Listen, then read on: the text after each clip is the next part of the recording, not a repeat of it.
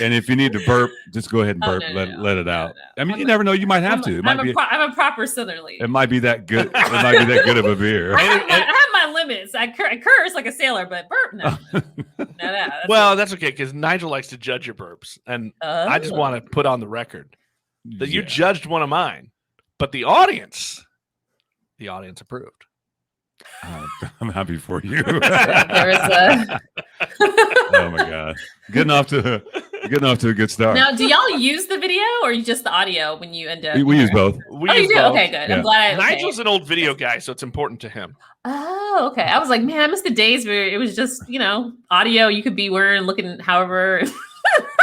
Now everyone's pretty much streaming all of their podcasts. I'm like, I'm not sure how many people watch the video, but if you want to see some of the dumb shit that happens, then you kind of, it's hard to describe. Yeah, and I always tell people, so my business is content production. I always tell people, you might as well turn on the cameras. I mean, Google owns YouTube. You might as well just take the free clicks. Yeah. Mm-hmm. Yeah. You ready to go? Should we do it? Let's do it. All right, here we go.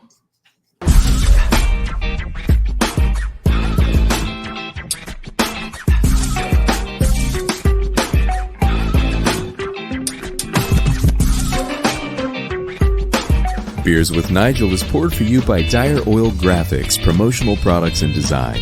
They cover your brand bumper to bumper with graphic design, promo products, and print. See what Dire Oil Graphics can build for you at direoil.com. That's DYEROIL.com.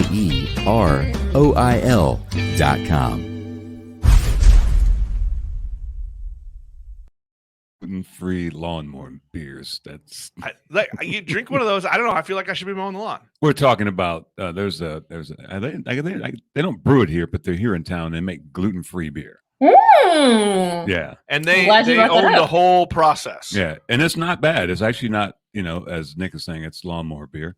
Welcome to Beers with Nigel. I'm Nigel. That's Nick over there. I'm that other guy. It's a show about beer and other stuff, and we definitely have some other stuff on today. Welcome to the show, Tinu Diver. Yeah, you did it. Yeah, I did it. You said just like River. She is the director of the upcoming documentary, This Belongs to Us, which we're super excited about, and it sounds like you are too. Welcome to the show, my dear. Oh, thank you. Thank y'all for having me, and thanks for your interest in the invitation. Absolutely. Let's get things out of the way. We one of our Junior. Welcome, Junior. I have a nephew named Junior. So it's well, there is, right. And we say that around me and my husband. Junior. Like, oh so this is for our Junior and your Junior. Aww. Yes. So Junior, we're drinking El Segundo Brewing Company, Steve Austin's Broken Skull IPA.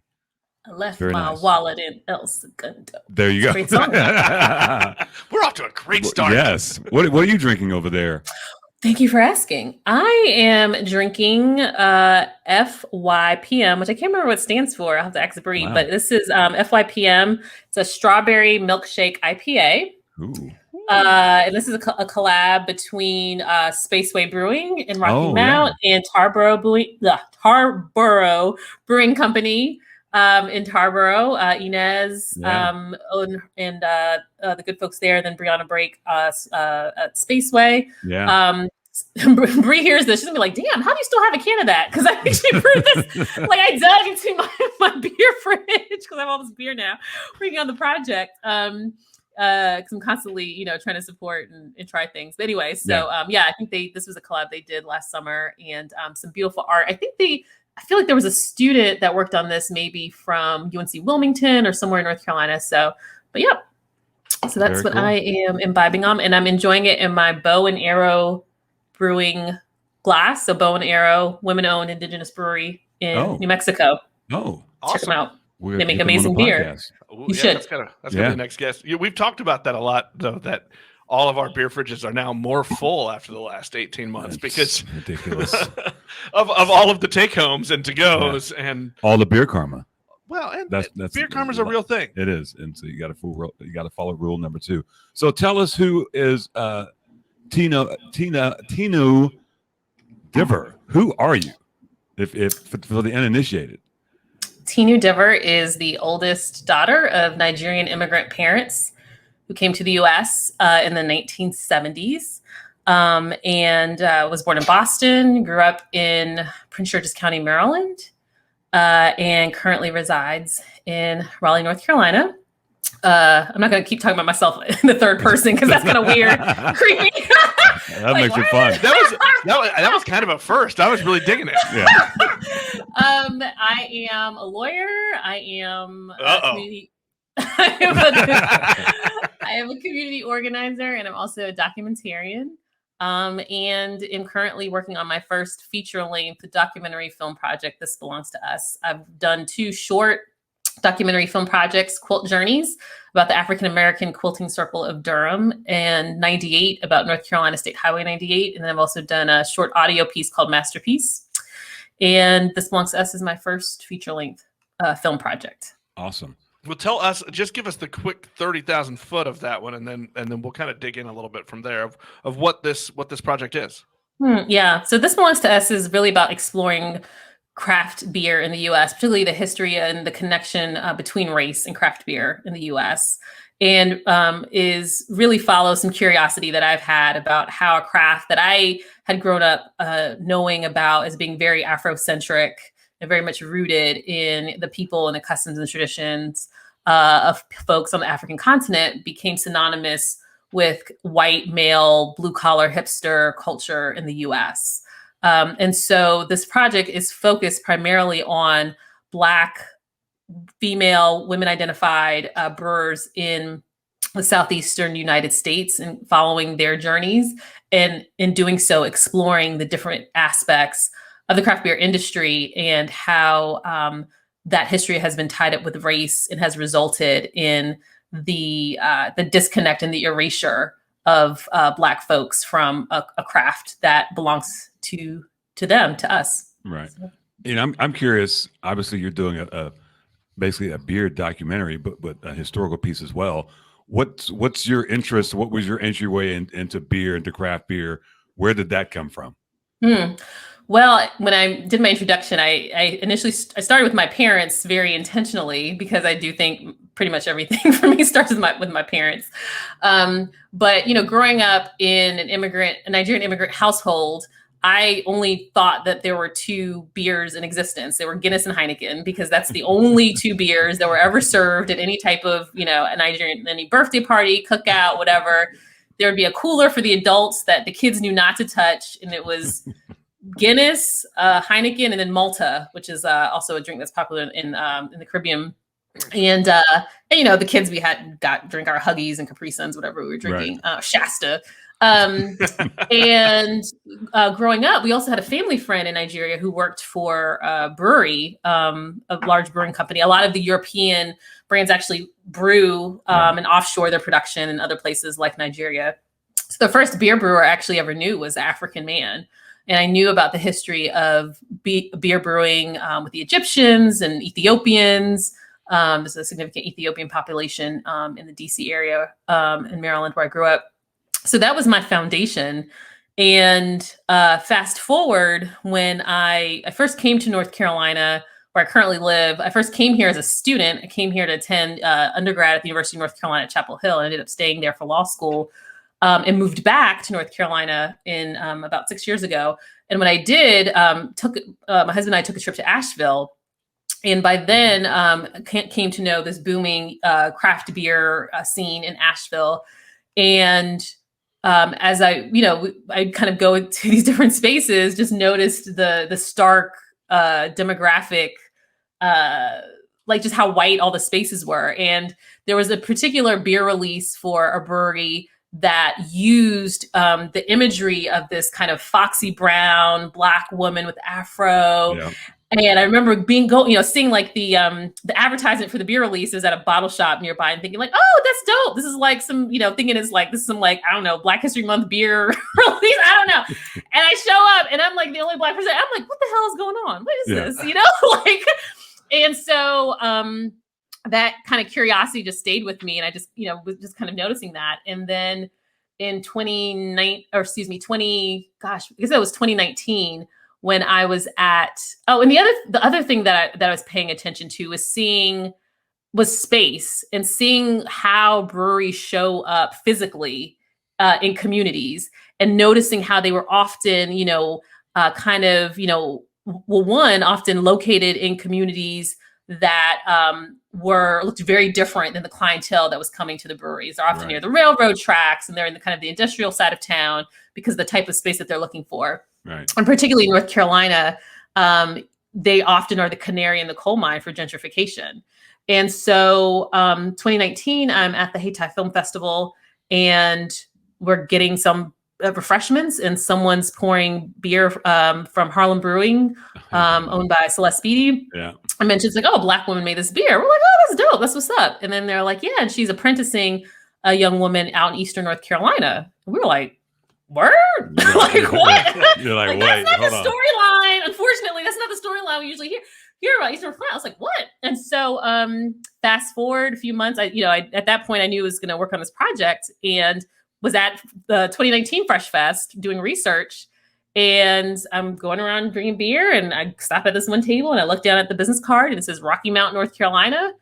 And it was Bree. It was Bree on a Break, who's the CEO. And I was like, oh my God, you're North Carolina. She's like, yeah, and I'm from Durham. I'm like, what? And so we connected after we both got back to North Carolina, and started shooting with Bree, shared with her about the project and started shooting with her. And honestly, but prior to Fresh Fest, I didn't even know if there was like a there, because I did not know about Black craft beer culture, and I didn't know about that world. And so when I got to Fresh Fest, I felt like this anthropologist that had like come into this new place. I was like, oh my God, this is like, what, That's everybody's reaction. I was there. I know, everybody was there, apparently. That was the place to be, apparently. If you were Black in beer and close to that. And so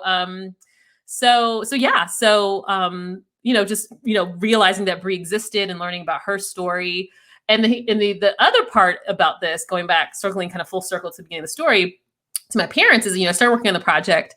And at some point I was just talking to my mom about it, like in passing. And my mom's like, your grandma was a brewer, right? And I was like, no. Like, how would I know? You're like, oh, shit. African parents are not very good at, like, sharing things with their children. Like, no, excuse me. And so she's like, yeah, your grandmother brewed the local fermented drink in her village called burukutu. Awesome. which is interesting, because I want to bring it back to what you guys are talking about, drinking gluten-free beer, because burukutu is made from, they call it red guinea corn. It's what we call sorghum. In the US. And when you think about where sorghum grows, we know how it got there. But one of the things about sorghum is it's naturally gluten-free. The beer that it makes is naturally gluten-free. So you have, I don't know if the beer that you were drinking was using sorghum, but you have a lot of folks here trying to use sorghum to as part of the recipes for their gluten-free beers. So that's us. That's all us and my grandma. So that connection to her, I never got to meet my grandmother. She died when my mom was 14. But definitely feel her spirit is part of this this whole journey. So you talked about what the parents were drinking at the parties and that sort of thing. What was your entry into? Because I was here drinking a good beer right now.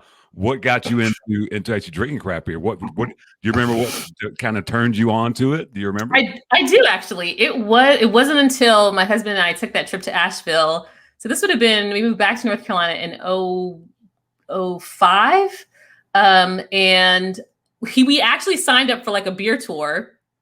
And we did this thing where it's like, I was like, yeah, I don't like beer. I don't drink beer. But I'm just here to hang out. Can y'all just give us a discount? And I'll just, whatever. And I would just kind of like, along the way, sip his beers, whatever. And I was thinking about this question this morning. And I think we were at Green Man. And there was a porter. It was like a porter. I believe it was a porter. And that's when I kind of triangulated on the type of style that I liked. Because my husband, at that time, earlier in a marriage, was like a Yingling guy. Right. And so was kind of what I was exposed to in terms of what he drank. And then even when we were living in Boston, I remember going to Night Shift Brewing, which is a craft brewery it's right outside of Boston. I can't remember which town. And that might be like the first craft brewery I actually visited. And they had some really interesting like flavors and things like that. And so that's when I kind of figured out like, oh, okay, so this is, they're doing all this kind of inventive stuff. But when I think about the moment where I actually tried a beer that I liked, I would say it was at Green Man in Asheville, and I believe it was their porter. And that was not that long ago. But yeah, I'm definitely a double, triple Imperial IPA kind of gal, because I'm gonna have one. I'm a one and done, so I'm gonna make it. I'm gonna make it count. Like I'm gonna spend like the afternoon in the garden and like sweat and whatever, and I'm like, all right, I'm gonna have one. I'm gonna make it count. So this time of year, as it's getting cooler, this is like the season where the stuff that I like, starts coming out. Yeah. So and are you a slow drinker? Does it last? I am. Yeah, I am. This will last me the whole. Yeah, this will be my one and done tonight. Yeah. Well, you did say it was kind of late for you, so there's that. Yeah. So yeah, I usually try not to drink before bed. So yeah, I used to that it's late gets earlier though. The older I get. Well, I don't know what to say. That is we're gonna stop here for a sec. We're gonna have a mystery beer. This is a mystery beer bag. Look at that. That's one of our things that we do. And Nick. Okay. When we started a year and a half ago, Nick wasn't much of a beer guy. 46 episodes. Now he is. It's kind of this is kind of a mute point, but people still enjoy the mystery beers. We keep it classy. Brown paper bags. This is a new paper. The ancestors are rolling around in their grave. Just don't notice the hole in the bottom of the bag. There's a mouse been in there. Oh my gosh. I don't know how. You never know. What are we doing? I almost pulled that out of my beer fridge tonight. This would have been twinsies. Yep. The Weathered Souls. This is from the source. Black is Beautiful, the original. Yep. When I was down there a month ago, I went to I went looking for Marcus down there because he wasn't there. But did he know you were coming? You just no. My dad lives in San Antonio, and I was like, I gotta go to Weathered Souls. Yeah, you're like, I'm around the way. Why not? So I just bought $200 worth of beer while I was there. It was fun. He's all over the place. Yeah. Yeah, so. I noticed that. I was like, how does Nigel? You do see? Yeah, you get around. Yes, he does. I mean, gotta. For the culture. Yeah, gotta. There's beer everywhere. That's the thing. Yes. Yeah. So why you were drinking this porter? At what point did you decide? Obviously, you'd heard some things from your parents about the grandparents and then brewing. At what point did you think, man, that would be a great documentary? When did that come about? I think once I knew that Brie existed, because I just felt like, it had been this idea. I mean, I'd done 2 short documentaries, and, so, once I knew Brie existed, because again, it was just this idea in my mind and just kind of all these things I had been noticing, but didn't know that it was there. I hadn't been to Fresh Fest, didn't know anything about, Black beer culture, didn't, even the things that I know now about, history, the role of Black women in beer history in the U.S. There was a lot I didn't know. So I think once, I just felt like it was definitely like a Kismet universe thing where once, all the things that had to align, to be at Hayti, which is, for those who don't know, Hayti is the historic Black community that actually predates the creation of Durham. And so the Hayti Film Festival is at the Hayti Heritage Center, which is, very sacred kind of ground. And so to be at the Hayti Center, learning about Celeste, learning about Brie, then going to Fresh Fest and meeting Brie, I was just like, come on, okay. Like, I definitely was like, okay, universe, I hear you. So that I think was like, all right, I'm not crazy. Because you always have that when you're working on a project, as an artist, documentarian, you're like, am I crazy? Is this, and then you just keep taking a step and you take a step and you take a step on this journey. And so. And the fact that Bree said yes, I mean, that's even the only reason why I'm here at this point is that she. Well, I mean, technically, yes. We feel the same way about you that you even came on the show. So there's that. I figured I would throw it out there and just see that's how we get guests. I'm like, I'm just taking a guess. Let's just see if they'll say yes. Yes. Shoot your shot. More often than not, they do say yes. I'm curious, as you've gone through the process and you're working on this, how much of it has stayed about the beer? I mean, as you keep learning kind of the history, right? And I'm going to use as an example. We just watched recently, and I don't know how recently, because COVID ruined perspective of time. It could have been 6 months ago. It might have been yesterday. I don't know. But Netflix has a short series called High on the Hog. Yes. Which is absolutely incredible. Beautiful. Everybody should go watch it. Amazing. But it's like 15% about the food, right? It's a food doc, but it's not really about the food. But it's a great story. And so I'm just curious with you, how much of it has stayed about the beer, or I mean, has it changed a little bit? Has it made you think deeper? No, only because. Is that fair for me to even say it that way? Yeah, no, it is fair because for me, it's actually never been a beer doc. Like, even when I would talk about it, I'd be like, so I'm working on this project and it's about beer, but it's about so much more, you know, like, that's the way I talk about it, you know? So in my mind, like from jump, I've always known that beer is just like the foil, and beer is like the medium through which we're exploring all of these different, you know, themes, whether it's around, you know, land and space, whether it's around religion, whether it's around, you know, the specific intersectionality of race and gender in the South, you know, economics. So I kind of view, you know, one of the things that, you know, we just finished a round of crowdfunding in the spring. And one of the things that I've, you know, thought about in the project and will likely come up is the beer summit that President Obama had, and just what that meant, like what was the thing under the thing in terms of him choosing to use beer as the medium to mediate a very still, you know, timely issue, which was, you know, at the time, a white Cambridge police officer who arrested Professor, you know, Henry Louis Gates in his own home. And that summit happened not even because of that incident, but it was because President Obama made a comment, I believe at a press conference, and said that the Cambridge Police Department had acted stupidly in their actions. And then folks fomented white rage. And the president hates black people, and the president hates white people, and so that was in response to him trying to allay this white rage that was fomented against him because he actually spoke his mind about how he felt that, you know, Dr. Gates was treated. So yeah, I feel like, you know, Bree and I got to chat with the folks over at Good Beer Hunting a while ago, and I made this comment about how beer is inherently political, small p political, right? So the definition of political meaning of and about the affairs of the city.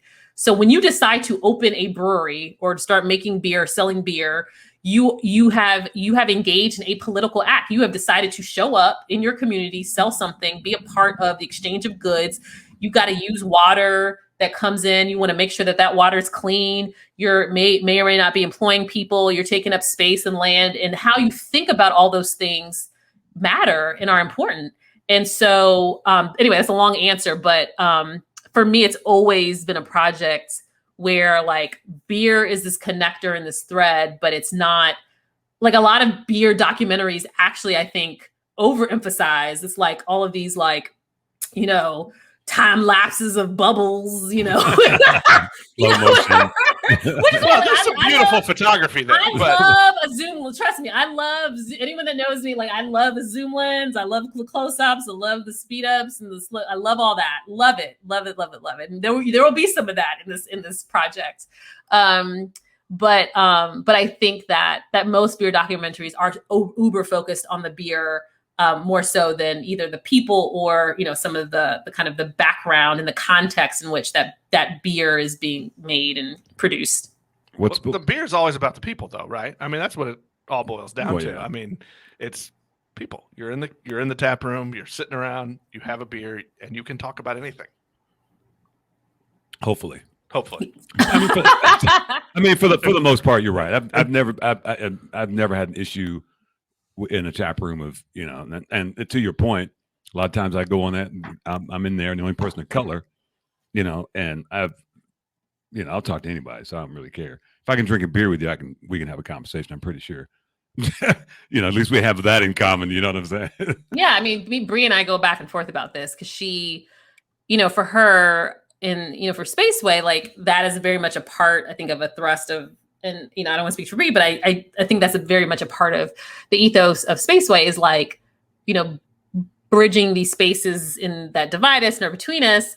And we go back and forth because Bree, also feels very strongly about the same way that the president tried to, invoke and bring beer in as this kind of conciliatory instrument, like in just the history of, the pubs and the place that people would come and like share ideas and debate and, engage in, these democratic practices.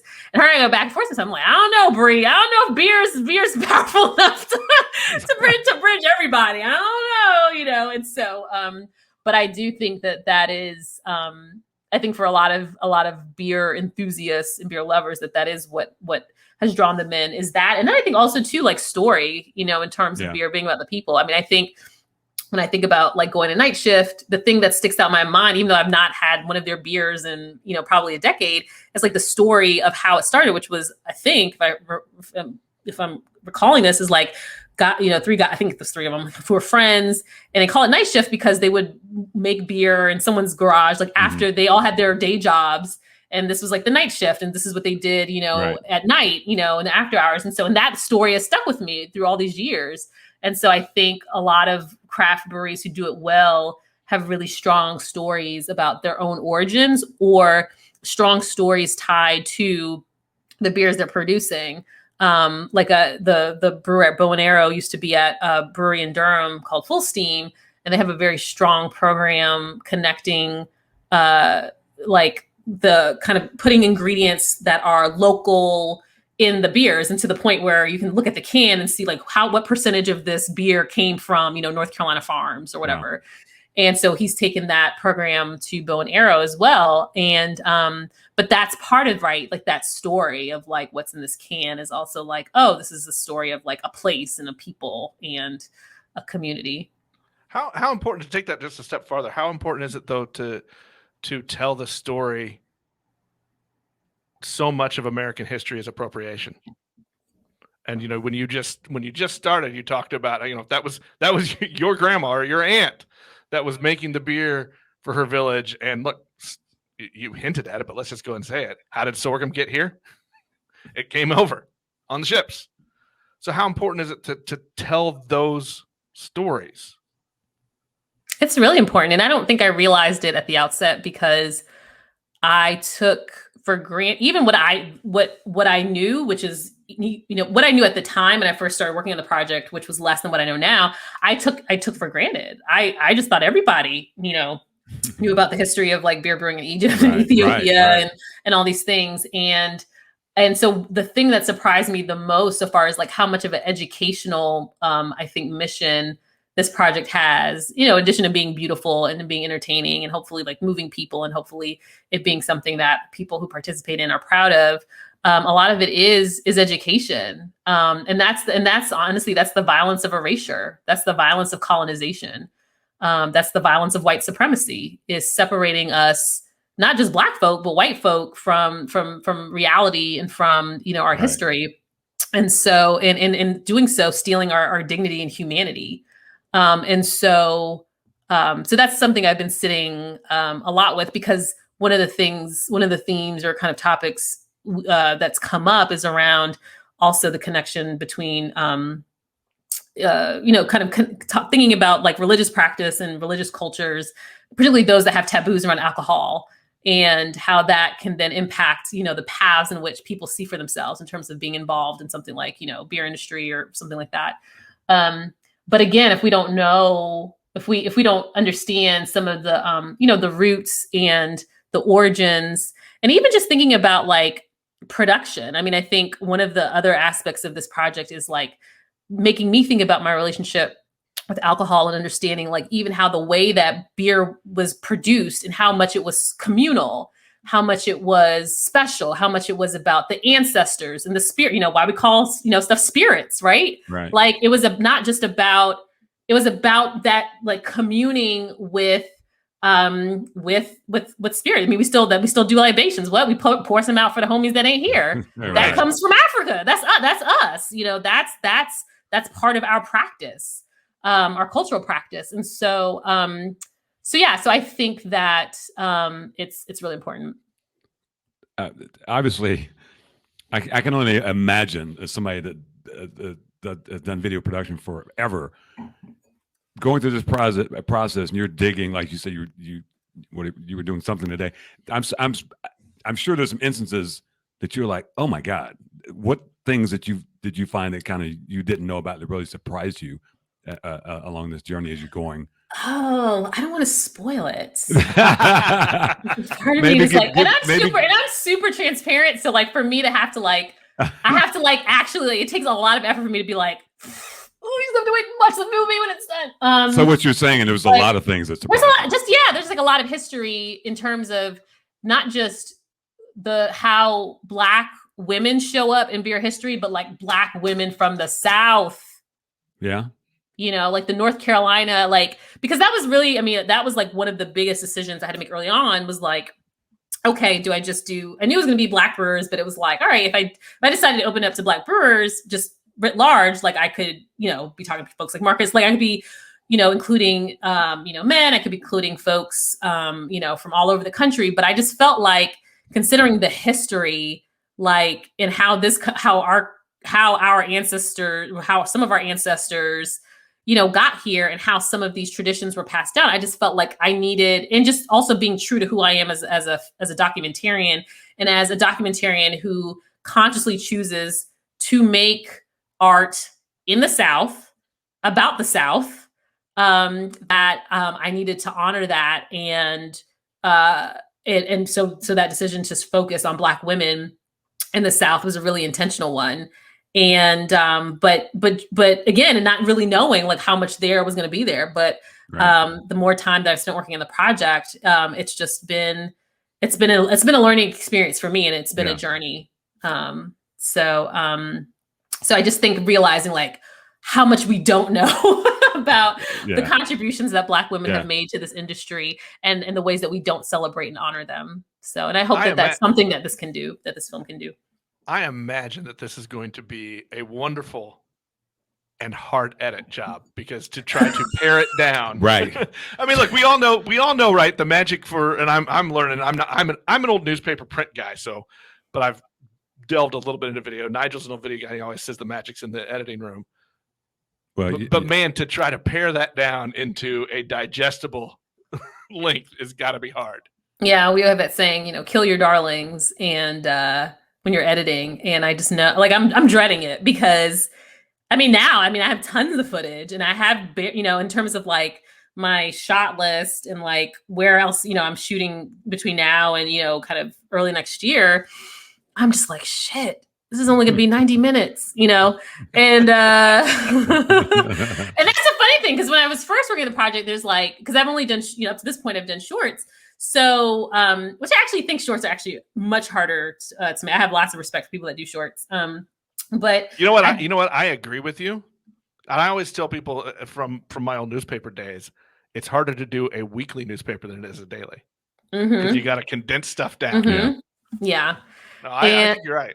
Yeah. And so, at first, when I was first working on the project, I was freaking out, like, oh my God, how am I going to fill 90 minutes? And now I'm just like, oh shit, how am I going to get this down? Down to 90 minutes. But it's a journey, and it'll happen. You could just make it a two-parter. or just get Oliver Stone to buy in, and you can make it 6 hours. No big deal. Oh my gosh. So are you going to be doing the editing yourself? I hope not. God, I hope not. I mean, I will likely be sitting with an editor. In addition to, I was talking about my commitments as a filmmaker. And so for me, that's also about having Black women from the South on both sides of the camera. So my goal is to have our production and our crew, as much of that from Black women, Black women identified folks from the South as well. And so that's been another kind of joy in this project, is meeting. I mean, there's so many amazing, talented artists just even in North Carolina, not to talk about the South. And so many of us are, often told that we have to, move to LA, move to New York, move to Atlanta. And I get it in terms of kind of, the industry. But I'm grateful that there are folks that are that believe in this project and are interested in working on it. So I will be with the editor, but no, I know editors, and I know and I respect that I respect editors and that skill set. So I definitely think that there are people who are editors who could lend things to that process that I can't, for sure. What's been the reception from the people who are going to be in the film? When you approach them. So far so good. It's always scary. So it's always scary because, like you said, like when you're inviting me, it's less like, all right, are they going to say, yes or no? Or like, are you crazy? Or, are they, suspicious? Because the other part of, the history of documentary has been like this extractive and exploitive history, right? And so for me, again, as a filmmaker, as a documentarian, is thinking about like, okay, what are my ethics? Like, what are my ethical practices? How do I approach my practice and my work as an artist in a way that's generative, that involves the folks that I'm making documentaries with, in a way where because this is their story and this is their life, and right. and I'm not entitled to that. That's a gift. And so we had a screening at Sundance earlier this year. They did a Carolina Works in Progress screening. So they had one film from North Carolina, one from South Carolina. It was a North Carolina film. And I think Bree got to be at that. And so she got to see, she sees pretty much any cut that I'm going to show like publicly, she sees first. I don't show anything that she doesn't see first. And that's that opinion, those opinions that mean the most to me. So far, so good. There's still other folks that I'm talking to about participating, and but yeah, so far so far it's been good. So has it been difficult to find? Obviously you're looking for a particular subjects. Was it hard to find them? Were some surprises of who you found, that sort of thing? I mean, you know Spaceway and Harlem, so you know the big dogs. Well, not really. I mean, so anyone that knows me knows I take my research real seriously. Like I don't play. Well, you are a lawyer, so there's. I don't play. Well, there's some lawyers that are horrible researchers, but I don't want that lawyer. Thank you. True.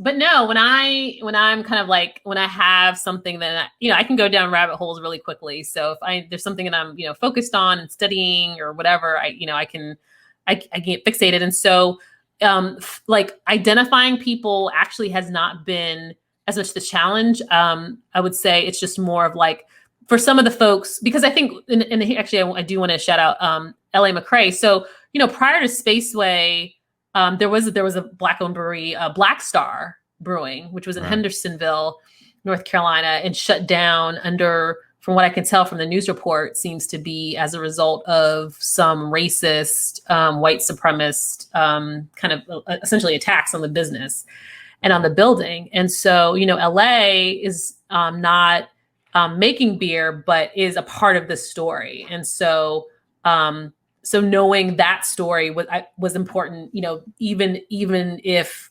the way that shows up in the film might be different than, maybe how I imagined.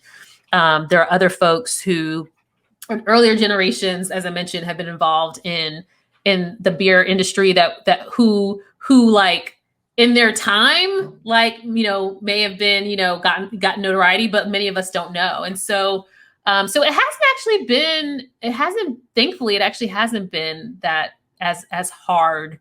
It just takes some time and some digging and some researching. But it's been good, and it's been surprising in a good way. As you're digging through all this stuff, are there, and I won't ask you to give things away. I know you want to keep it in. Maybe no spoilers here. But I mean, is there kind of a type of story that's really catching you? Because it sounds like you started with a really big wide lens view, and now you're digging in, which is the way these things work. But I just wonder if you're finding yourself kind of attracted to certain types of stories as you find these people. Yes. Long answer, yes. By the way, I set myself up for that. That is totally my fault. So as far as kind of off of the film part, the community where you live and that sort of thing, what's the beer community like there? I mean, obviously there's a lot of Black people down there. Are there a lot of Black people into beer? What's it like in your area? That's a really interesting question. So yeah, so I think demographically, I think we're somewhere on one of the pages for the project I mentioned this. So, craft beer in North Carolina is huge business. I don't know if we're still the top, but I know at one point North Carolina had the most breweries per capita, right? In the U.S., definitely in the U.S. South for sure. And so you're talking, billions of dollars. And yeah, the fact that at this point, it's really but in terms of Black women, it's really just Celeste and Bree that are making beer in North Carolina, like having their own breweries. Right. Considering the demographics of the state is pretty that there's a huge disparity there. In fact, I just shared an article. We just shared an article, and this belongs to us. Twitter. There's the census just came out, and so people are dissecting and analyzing. And so one of the things they talked about was how Asheville's Black population has decreased by like 10% or something. It was like pretty significant, like double digits.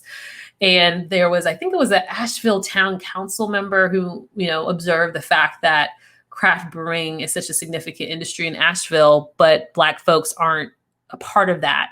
And not even just from the consumption end of things, but just like the equity and like owning and being part of the industry. And again, I think that's something that's both for Bree and Celeste, like that's really big for them, is how to the pipeline and how to give people a vision that they can be a part of this in terms of and I think in being those spaces where Black folk feel comfortable going. Because I think, there was also, like some people, and I think Bree and myself and others have had those experiences of going into certain brewery spaces where you don't feel comfortable, or like, well, maybe I don't want to play cornhole today, or, like the trivia, I was joking recently how I went to, when I was in Maryland, I visited a brewery which had amazing beer, and the trivia night, it was like Seinfeld and Friends or something like that. And I was just like, oh, boy, damn, let me just go home now, And I was like, why couldn't it be Martin and Living Single? Like, I would have cleaned it up. Different world. Oh my God. I would have made out like a bandit. But so yeah. But yeah, you can go to different breweries, so I live in Raleigh, work in Durham. And so yeah, any given day you could go to places and see different folks who enjoy craft beer. There are beer clubs, there's beer, shops. I think that there's that whole vibe. It's a thing, in North Carolina, particularly in this area, which we refer to as the Research Triangle. But I think now, just thinking about the conversations that have happened since when I first started working on the project in 2019, and now, like, I had no idea kind of, the Black is Beautiful project, and just the way that the conversations around race would amplified they would be getting over the last, 3 years. I didn't see that coming at all. And in North Carolina, you have brewers, white brewers, who are like, yeah, okay, yep, let's talk, let's figure this out, let's invest, let's put our weight or our influence or whatever behind some of these initiatives, or who have supported the film. And so I think that there's a generation of brewers and a generation of folks who are working in the industry who want to see the demographics and the dynamics and the cultural norms around race and gender that have been kind of allowed to be the norm. They want to see that change and shift. And I think also they're seeing that some of their customers are demanding that and expecting that of them. Yeah. Do you feel like the way that is the time now, all that stuff that you were just talking about, does that give you a little bit of pressure to get this project done? No, it's funny. The timing is a lot, right?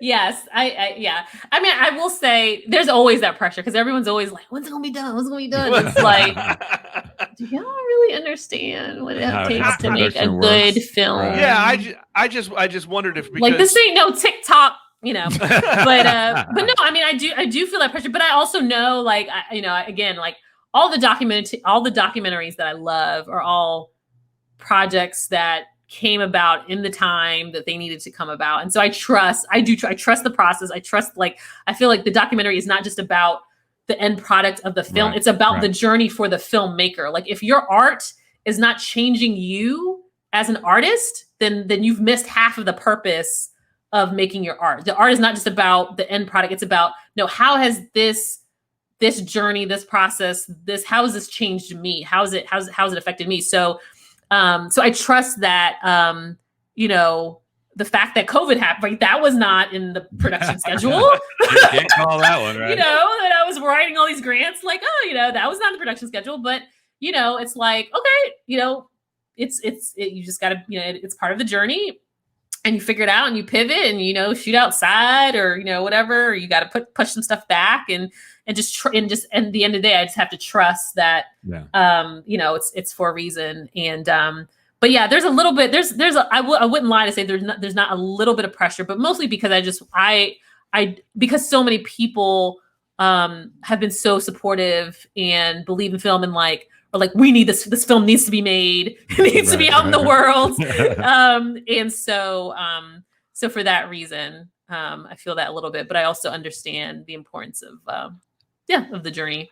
I guess I just wonder, this will be my own privileged white ignorance on it a little bit, but to finally have people willing to have these conversations. That's where I was coming from with, I wondered about if there was pressure to get these kinds of stories out because culturally, we seem finally to be, at least part of the country, willing to have these talks. I mean, I think at this point in my life, I think about the work of this type of change in kind of the span of generations, as opposed to moments or even months or years. I think a lot about the analysis that people have done, or even Stacey Abrams has done, is about Georgia and what happened with the various elections. And she says, this is this was a decades long moment. This didn't just happen, because of some 3-month strategy. This was a decade in the making. And so that I think I can find some sense of I don't feel that urgency, oh my God, there's this window and if I don't get the ball through this window, I'm going to miss it. And then my ship has sailed and it's going to be over. I have no idea what's going to happen. But I do kind of know that I think that this is part of a long arc, that's bending. And I'm really committed to investing in those relationships so that, regardless of, the timing and, what's happening, that, there's still that interest and there's still, that energy, and it might look different. And the other thing is, I hope this shouldn't be the only documentary like this that comes out. I want there to be other projects and films that look at this topic and look at, I love one of the things I love one of the things that I've loved about working this project is projects like High on the Hog and kind of being introduced to the ways in which lots of people are talking about all these different foodways that have ties to, indigenous culture, African culture, Latinx culture. I love this moment that we're in of reclamation. Right. Of everyone just reclaiming, nope, that would start with us. Nope, that, nope, coffee. Nope, that's us. Running. Nope, tie-dye. Nope, we did that too. Everything, I have this joke, everything you love about the South is African. The food, very much so. The music, guitar, banjo, it's all, so it's so I feel being a part of that kind of shift, I hope is not just it's not just a moment and not just a trend or whatever. Well, the story is the story that hasn't been told. So it's going to be evergreen. It's going to be one of those things that anybody who watches it can be like, oh my God, I did not know that. Because you're doing something that has not been done. So, we talk about, some of the history of beer but there's really not been a deep dive film wise. So, you're coming to it from the perspective of the South, but it still speaks to beer and Black people as a whole in this country. So I love what you're doing. I can't wait. So hurry up. Take your time, but you got a mystery beer? I was just saying, what is that? Bottle opener I've ever seen in my life. Is that a whistle? Well, it's a train whistle. It's one of those homemade bottle openers. I think you can do it with that side. Well, hold on. This is Super craft. Pithy and Rye. So that's a pretty good beer. Yes. That's the label. I don't know what it is. I was working at one of the breweries and they brought it to me. It's just one of those. It's one of those mystery beers that home brewers. That does not look right. Yeah, that's how. Dude. All right. And it's magnetic. Look at that. Oh, look at that. Fancy. So I don't know what this style is because he didn't tell me. We do like mystery. Oh, it's dark. I was It's gonna say, dark. y'all. Ooh, I see. Like, while we pour though, this was amazing. The black is beautiful. Mhm. Yeah. Shout This out. was amazing. Shout out to Marcus. I haven't had that one. That's a good one. Now, I actually have, when I went down to the brewery, funny story, I'm down there. Of course, I'm looking for Marcus. He's not there, obviously. So I'm like, I'll just buy a bunch of beer. And they had the barrel aged Black's Beautiful. Oh, I didn't even know they had a barrel aged. But it was supposed to be only a tap room release. Right. And I was like, well, I said, I came all the way from Kansas City. And I said, I can message Marcus if you want. They're like, gone to take it. So it's sitting in my house. Right now, so. Wait, so did they keg it or what? Or put It growler? bottled. Like what size bottle? Like that size? Yeah, a little bit bigger than that. So not a 12 ounce. Oh, damn! I would have put it in order if I knew that was going down. Yeah, it was tap room only though. But you probably could have got somebody to get it. Exactly. Just hold it. Just hold it for me. Nigel, drive out there to I was like, just bring it with you to Pittsburgh. We meet up in Pittsburgh. We do the drop. That's actually good. That's actually not a bad idea. Not a bad idea. That's what we've done. That is not a bad. That's not a bad idea. For me till we get to Pittsburgh. Have you seen the collabs that are coming out that they're doing excited for that beer fest? Yeah. Oh my god. Yes, I'm very, very excited. Is incredible. Oh, it's ridiculous. And I love it because I feel like like when I think about particularly like 90s like hip hop culture, I feel like that's very much a part of the artists and that would I just think about all of those like music videos with like Tribe Called Quest and De La Soul and it'd be like 50 groups packed into the video shoot and so I just love that vibe and that energy of the collab. I love everything about it. So what are you going to be doing at Barrel and Flow? Well, the most important thing I'll be doing before then is actually auntie duty. My sister and my nibblings live in Pittsburgh, so it's always nice to kind of be able to have time with them.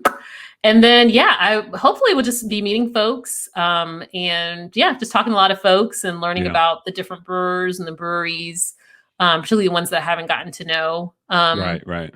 And seeing again a lot of the folks who've been gracious enough to bring me on their podcast and to take an interest in This Belongs to Us have said that they'll be there. So I feel like it'll be like a reunion of sorts. I think it will be too. Because when I went in 19, I did way more talking than I did drinking. Mm-hmm. And a lot of the beers, I'm like, well, damn, I didn't even have that. So who knows what's going to happen this year? I have no idea what to expect, but all of you. Wait, so Nick, have you been before? I haven't been, and the reason we're doing the show. So Nigel came back from 2019 Fresh Fest, and I believe his words were, "I got shit to say." Because we were already in Kansas City. One of my things is, why? How do we get some of these tap rooms a little more color? You know what I'm saying? So it's always been my thing. And Day and Ed, the drinking partners, I listened to their podcast, and then I met them. And then I went to Fresh Fest, and I was like, okay, we're about to do some shit, talk some shit, and see what happens. So, COVID ruins everything because we had big plans for 20, but we're still, this is 46. Yeah, so we're still talking the game, and we're getting some different perspectives, some people we've talked to all around the world. And hopefully it's getting people in Kansas City to understand, we can make these tap rooms a little more diverse because I have no problem being the only person of color in there, but it's ridiculous.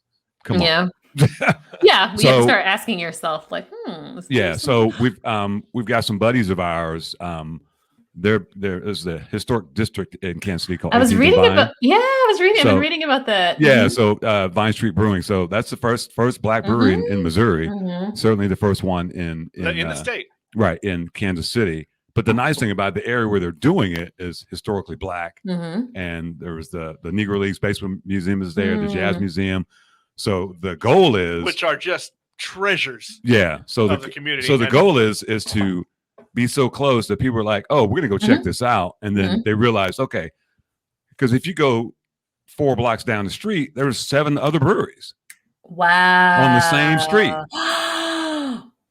So you got 18th and Vine, and you got 18th and Brooklyn, and you go west, and there's all these other breweries that you don't see any people but nobody goes past there. Yeah, you know, and that's why I asked you about your area, because I'm always curious. As much as I go to different places, yeah, you know, some of the cities I go to, I'm like, oh, like when I go to Dallas, every tap room I've gone to, I've seen Black people, and I wouldn't expect that. It was just weird. Where Oklahoma City too. Oklahoma City's been one of those cities too.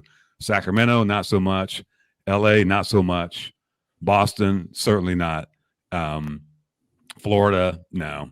You know, there's a lot of places that's just, you know, again, the issue we have in this town, it's not that it's if you're not aware, you don't know. You know, so you again, if you didn't have that drive to just go to a tap room and try that porter, you know, you would have never known, but you were at least curious enough to be like, let me see what's going on. So, you know, so we're trying to get a better starting point for people in this town, because these breweries are missing money. Well, I'll be fascinated, Nick, to hear about your experience. I'm excited. Well, all the guests we've had on, a huge number of them have been to that festival. Yeah, we actually went. Yeah. So just hearing all the stories, I imagine I'm going to find a really good corner, and I'm just going to watch. Well, Nick, that might backfire.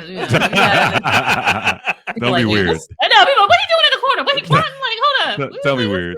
Yeah, he's only mingling. I make it awkward. It just happens. I'm not quite. I'm excited about it, and I like just going out and meeting people, and I didn't really care about beer until Nigel made us start this little project. I drank it, but I didn't pay attention to it. So it's fun. I don't know what this beer is, but it's good. I like it. I can't tell if it's it's barrel aged or it's. I'm pretty sure it's a stout, but it's kind of got some whiskey taste to it. There's a barrel flavor to it. Yeah, there really is. That's a little bourbon. I wouldn't be surprised. Those guys are really good brewers. Who is this? I don't think you would know them. A couple of guys out of the homebrew group. They're homebrew group. They're homebrewers. Yeah, they're homebrewers. Oh, so wow. they're brewing down in wherever that Pleasant Hill or wherever that, not Pleasant Hill, one of those other towns down that way. But no, it's a nice beer. One of those tiny little places. One of those tiny little places that needs a brewery. Well, hey, look, they're getting them. They're getting there. Now, So I am excited about that, and ittle be fun to meet you. Yeah, in person, not through the video screens. Yeah, I know. Yeah. Likewise. What's the timeline? Do you have a timeline for when you want to be done? I know it's production. I know, you know. Actually, I'm going to write it down, and we're going to hold it to it.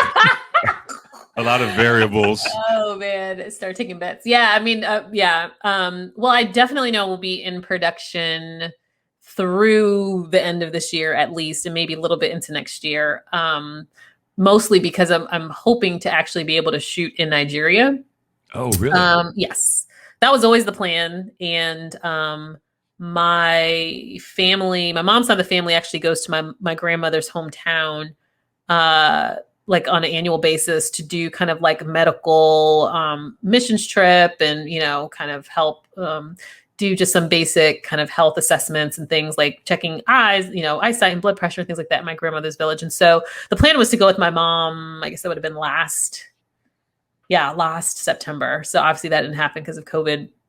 And I don't know, you know, we're still trying to figure out what the kind of the over and under in terms of being able, like when, if that's possible. So, cause you know, obviously everyone's health and health of crew and everyone is the most important thing. So, so that'll really, you know, just whatever happens in the next few months, I'm kind of bracing myself as, you know, kids are getting back to school and just, Right. you know, I don't know what the world's going to look like. I'm just like, can we make it to Fresh Fest? Make it to Barrel and Flow.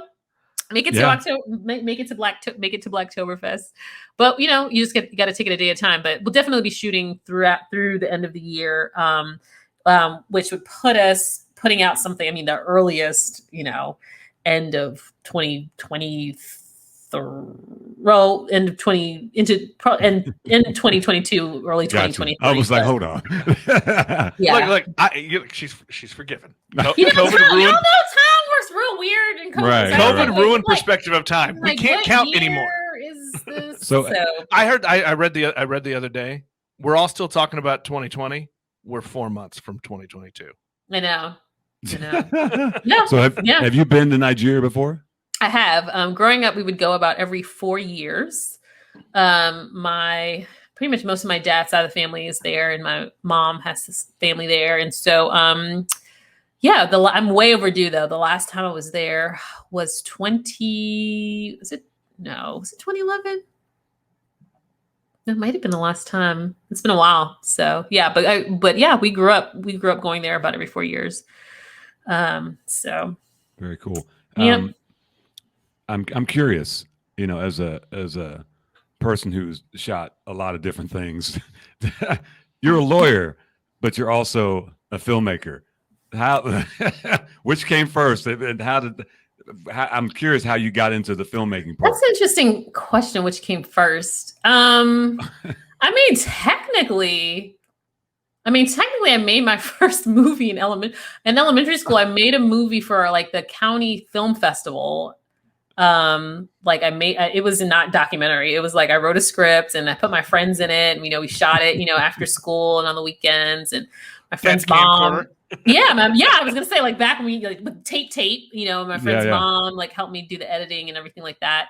But it's interesting. A lot of I get that question a lot, and I think that for me, the through line for both is like the power of narrative and the power of story. And I think that the best lawyers are the best storytellers. And I think, obviously that's what good documentary is about. And I also think about like the history of how documentary has supported legal work, particularly movement work and civil rights work. And so one of the lawyers that has been inspiring to me is Charles Hamilton Houston, who, among many things, was dean of Howard Law School. And he taught folks like Thurgood Marshall and Pauli Murray. And he has this saying about how a lawyer is either a social architect or a social parasite. And so this idea that with the privilege that you have of whatever you've been given, what are you building? What are you contributing? What are you engineering? What are you offering the world, as opposed to just sucking out of it? But the other thing about Charles Hamilton Houston is that the NAACP sent him to South Carolina with a camera in it would have been the 50s to document the disparities in white and black schools in South Carolina. And so he took that documentary, he took that film and brought it back to Howard and used it to teach his students, who, like Thurgood Marshall, who'd go on to be the first Black Supreme Court judge.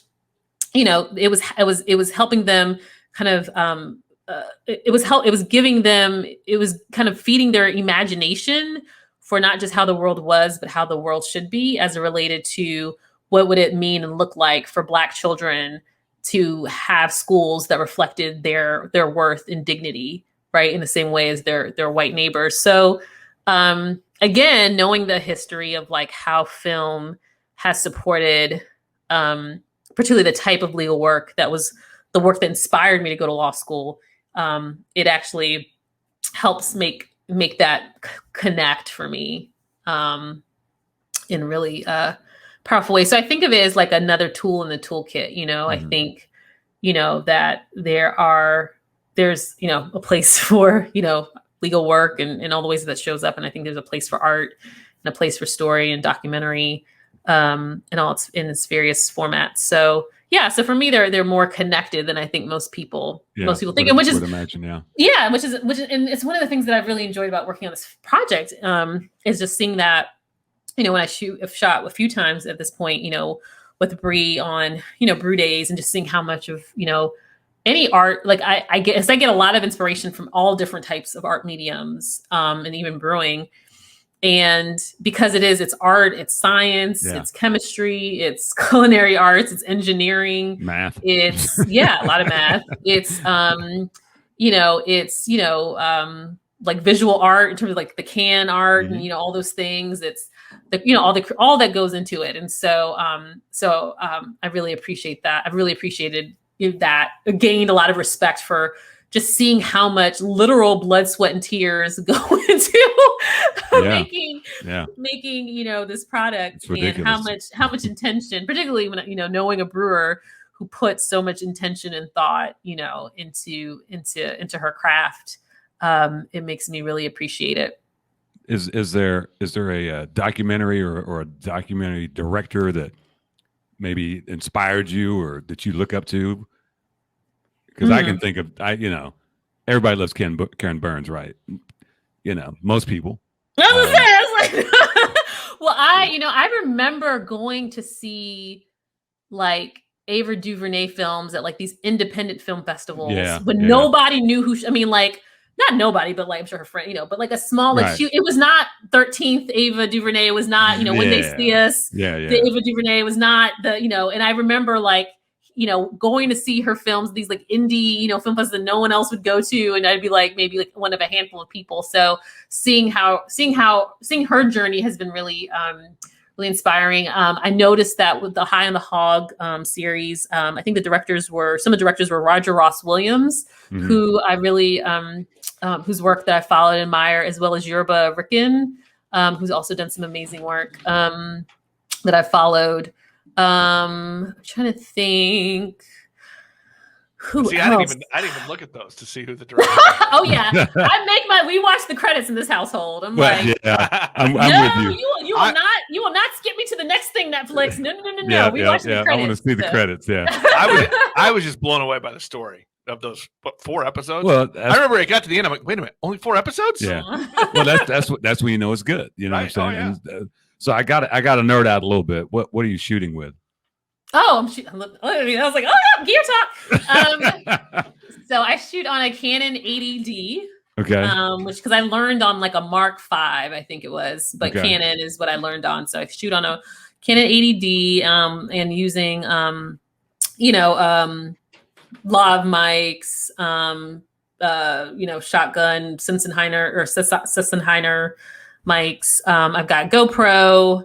I have a drone that I'm still practicing on. I've crashed it into the side of my house a few times.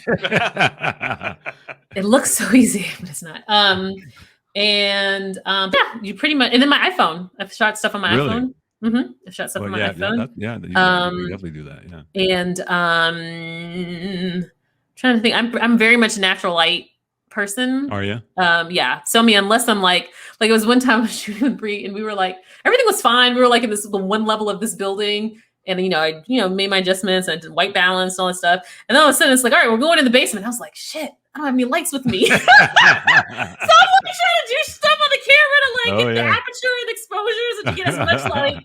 Whatever light I'm just like, gotta cheat. Shine that flashlight this way, But yeah, I'm pretty much, I try not to complicate it too much. That's good. And then if I'm working with a cinematographer that shoots on something else, we figure it out and and what works. But yeah, so good old Canon 80D. So how often are you getting to shoot? Because you obviously have a job. I would say at least I would say monthly. Okay, that's so good. It might be I might be out in Rocky Mount. Bree might be doing something in Durham, or somewhere over, this side of town. I might be like, I was doing an interview with my mom in Maryland. I might be, doing an interview with someone in Richmond. I might be out in another part of the state shooting. So I'm shooting at least once a month. Very cool. Right about now, although I'm sure once the fall, because so much of the stuff that got canceled is, scheduled. And, the fall is a really popular beer event month, in terms of October and the fall. I'm sure some of that there'll be a little bit of uptick in the fall, but yeah, just about once a month. So thankfully, because I'm, shooting folks in the South, generally everyone's a drive away. So that's nice. Nick, open at Mystery Nigel Beer. keeps giving me the look like I gotta get to the last mystery beer. Well, I mean, I didn't even see. Oh wow, I didn't even notice. I'm like, where did that come from? Yeah, we do 3. While you're doing that, I'll be in Bowie, Maryland next weekend. Oh my god, that's That's home. That's like literally that's where my parents live. That's home. So just tell me where I should go to drink some beer. Well, we can talk about this online. I was like, can I ask you this online? Like, what are you doing in Bowie? I've got one of my best friends lives there. He works for Hearst Corporation. Oh, and he works out of the DC bureau. Oh wow! Yeah. Oh, cool. Oh yeah. Well, I'll send you the brewery that I visited when I was there last month. Interviewed my mom. I'll send it to you. Cool. Yeah, because he's not really a beer drinker, but the fun thing is because he lived in Boston before, and I went. He lived in God. What's the name of that town? I can't remember. Not Boston proper, but one of those little towns. He doesn't drink beer, so I took him to Trillium, but he loves whiskey. And they had a barrel-aged stout. He's like, "Oh my God, this is so good!" I'm like, "I'm telling you, bro." I said, "There's a beer out there for everybody. Yes. Yeah. Whether you know about it or not, it's waiting for you." Yes, I've many a times I've watched people come up like a Bree serving beer. She was serving beer at a Juneteenth event in Durham, and I can't tell you how many people came up and be like, well, "I'm more of a bourbon person, or I'm more of a whatever," and they would try Dundada, which is a cardamom stout. Yeah. They were like, "Ooh," and so and that happened over and over again. So yep. And that's the beauty of beer. Mm-hmm. It's beauty. There's all good booze, beer, booze. It's all good. What we got there, Nick? Hey, Lively Beerworks is back. Shout out to Pat Lively in Oklahoma City. This is the Lively Lab series, Mr. Beefcakes Strawberry Cream Ale. Oh, okay. We're changing it up. Yeah, we are. Yeah, Oklahoma City is one of those beer towns that nobody realizes how good it is. And I keep telling people, I'm like, it's super undercover, but super good. One black-owned brewery down there, Vanessa House. So Vanessa House. Yeah. Shout out to Vanessa House. We got, when we always talk about, we've been giving short shrift to women-owned breweries here in town because we forget that they can be co-owned. You know what I'm saying? So we're trying to make up for that. But, the nice thing about Kansas City, we have a lot of female owners and brewers as well. And we, how long ago was that? Maybe was that a year ago? 6 months, 8 months? Got our first female black assistant brewer in Kansas City. I feel like that was early last spring. Yeah. Late so she's over at Torn Label, which Des Jones. Shout out to Des, one of our favorite guests. One of the few times we had to edit. I love her. I know you. I also hate her with a jealous rage. She is so talented. Like there's nothing she can't do. Yeah, she's self-taught musician. She plays like every instrument. Like you just put an instrument in front of her and she'll master it. And she brews. Mm-hmm. Yeah. Women are pretty amazing. Yes, we do know this. Look, I'm already feeling bad about jealous of one person. Now you got to get me jealous of everyone. Thanks a lot. That's a tasty beer right there. Strawberry cream ale. That's very nice. Shout out to Pat Lively. I like that. That's good, isn't it? Pat was a great guest too. He was. So we got the last mystery beer out of the way. As we wrap this up, because I know it's past your bedtime, because you kind of said you are slow drinking, aren't you? I told y'all. I said you're not going to make it. She's in the South. That's a sipping beer. That's a sipping beer. Oh Lord Jesus. So tell people where they can follow you on social media to find out about the film and that sort of thing. This belongs to us on Instagram, the Twitter, the Facebook. Thisbelongstous.com is the website. And I believe, I think there's a link tree on all the socials, so you can find the links to our Seed and Spark page, which has more background, as well as for those folks who still want to support. We just did a crowdfunding campaign that we ended the spring, but the project is also fiscally sponsored by the Southern Documentary Fund. So people can donate any time of the year that you want, and your contribution is tax deductible if you donate through the Southern Documentary Fund. And all those links are on our link tree as well. I'm trying to think what else. And I think on the socials, you'll find the link to the Sundance screening that we did. So that we had a works in progress screening that we screened. So you can see a little bit more about the project. I think those are all that. And there will be some more things happening this fall. I'm not sure the timing yet of when I can share them. But if you follow us on the socials, we'll share when, we'll be doing other talks or panels or events or things that will be featuring the project. So awesome. And if I want to go see your shorts, where can I go to see those? If you go to my website, it's Tinu, www.tinudiver.com, TINUDIVER. And under, I think the section is work or something like that. And it has the links to all of my short documentaries and my my audio on my SoundCloud. Awesome. Hey, cool. You know what, Nigel? What's that? You can find us on Apple Podcasts, Google Podcasts, Spotify, any of your favorite podcast apps. And you can follow us on the socials. Facebook, Instagram. Where else are we? Are we everywhere? I love you. I love it when you break out the radio voice.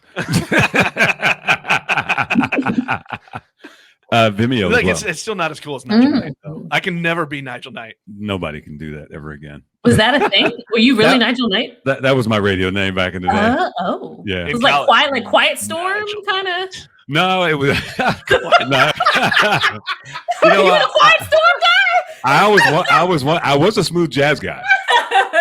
I was on the smooth jazz tip. You know what I'm saying? That's awesome. We appreciate you coming on. It's been a pleasure. Great conversation. We can't wait to see the film. Good luck to you. We'll see you. We'll see you in a few weeks. Yeah, right. We'll see you. It's like 3 weeks from now, isn't it? I know. So thanks for coming. Thanks for talking to us. Thank you for the invitation. We appreciate it. Don't hang up yet because we got to do this first. I gotta push a button.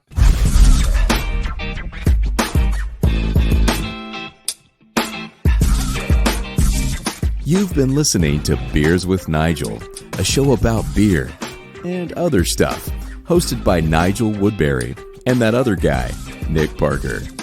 Beers with Nigel is poured for you by Dire Oil Graphics, providing bumper-to-bumper graphic design, promo products, and print services. Find them at direoil.com. Beers with Nigel is a proud member of the Fredcast Network and is available on all of your favorite podcast flavors. Find Beers with Nigel on Facebook, Twitter, Instagram, and ask Alexa to play the Beers with Nigel podcast.